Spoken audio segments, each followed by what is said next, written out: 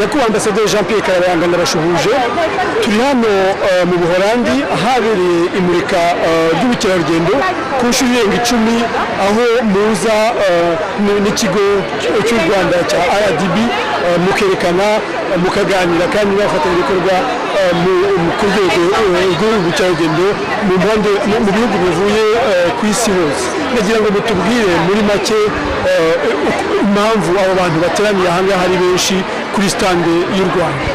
Abakoze Karirima kuba bongeye kuza hano muri iri murika ry'ubukerarugendo ku Rwanda. Uyu munsi ni umunsi wa mbere w'iri murika ryitwa Vacancy Bus, kari murika ry'ubukerarugendo rinini hano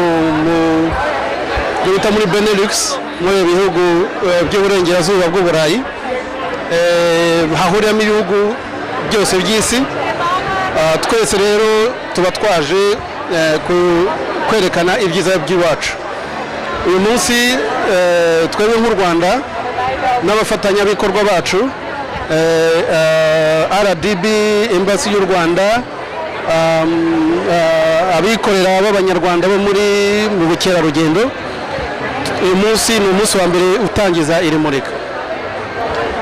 Twagerageje rero guhindura mu myaka yashize, uyu mwaka duhitamo kuba twatangirana ikintu kigezweho nk'ubusabane n'abantu bose, companies zose inini cyane cyane zo mu Buholandi zicuruza ubukerarugendo ku isi yose.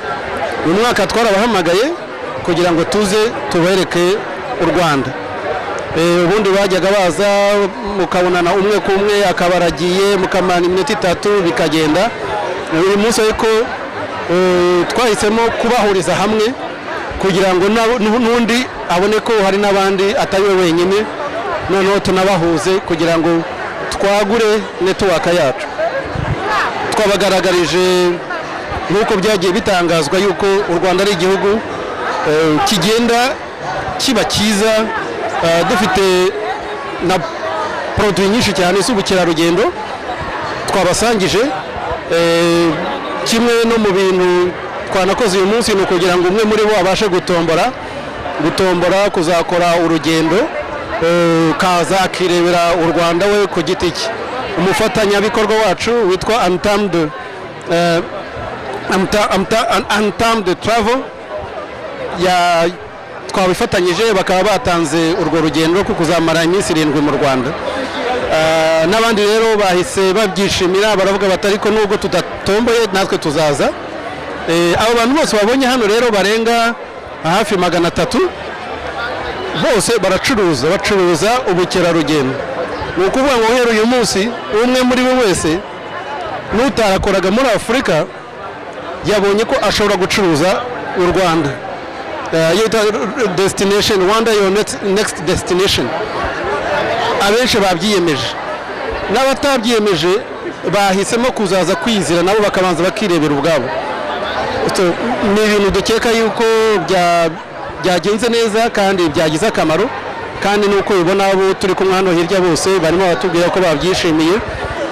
Basanze atari bo bonyine bakunze u Rwanda cyangwa bifuza u Rwanda. Bavuze bati burya ntabwo ari igihe nyine abantu 200 dukora business imwe n'ubu bashaka kujya mu Rwanda, reka dutangwe ngo atazadutanga mu Rwanda.